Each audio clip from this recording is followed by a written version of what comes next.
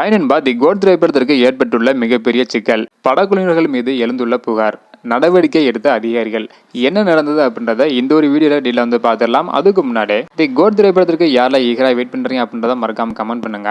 So இந்த ஒரு திரைப்படம் 5ஆம் தேதி வந்து வெளியாக போகுது. அது மட்டும் இல்லாம இந்த ஒரு திரைப்படத்தில் தளபதி விஜய் சார் 3 கட்டப்ல நடிக்கிறது உறுதியாக இருக்கு.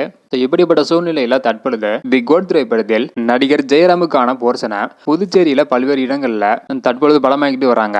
அது மட்டும் இல்லாம இரவு நேரத்துல அதிரடியான ஆக்ஷன் காட்சிகளை எடுத்துட்டு வராங்க. இந்த ஒரு காட்சிகளுக்காக அதிக சத்தத்துடன் பட்டாசு வந்து வெடிச்சிருக்காங்களாம். ஆனால் ஷூட்டிங் எடுக்கிறதுக்கு வந்து அனுமதி கேட்டிருக்காங்க. பட்டாசு வெடிக்கிறதுக்கு அனுமதி கேட்கல அப்படின்னு சொல்லப்படுகிறது. இப்படி அனுமதி பெறாம இரவு நேரத்துல படக்குழு அதிக சத்தம் வரும் பட்டாசை வெடித்திருப்பது அங்கிருந்த பொதுமக்களுக்கு இடையூறாக மாறி இருக்கு. இதனால படக்குழுவினர்கள் மீது அங்கிருந்த ஒரு சிலர் வந்து பாத்தீங்கன்னா புகார் வந்து அளிச்சிருக்காங்க. இந்த நிலையில இது குறித்து படக்குழுவினர்களிடம் விளக்கம் கேட்டு அரசு தரப்புல இருந்து நோட்டீஸ் வந்து அனுப்பியிருக்காங்களாம். படப்பிடிப்பையும் நிறுத்தியுள்ளதாகவும் ஒரு தகவல் வந்து வெளியாகிருக்கு. அது மட்டும் இல்லாம புதுச்சேரி முதல்வர் ரங்கசாமி ஐயா இவங்க வந்து பாத்தீங்கன்னா தளபதி விஜய் சார் கூட நெருங்கியவங்க. அது மட்டும் இல்லாம தமிழக வெற்றி கழகத்தின் பொதுச் செயலாளராக இருக்க புஷி ஆனந்த் இவங்க வந்து பாத்தீங்கன்னா புதுச்சேரியில ஒரு அரசியல்வாதியா வந்து இருந்தவங்க.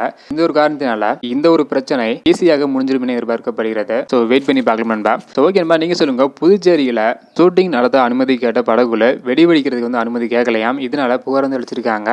ஸோ இதை பத்தி உங்களோட கருத்து என்ன அப்படின்றத மறக்காம கமெண்ட் பண்ணுங்க. இந்த வீடியோ பார்த்தீங்கன்னா மறக்காம எல்லாருக்கும் ஷேர் பண்ணுங்க. ஓகே நண்பா, தேங்க்யூ.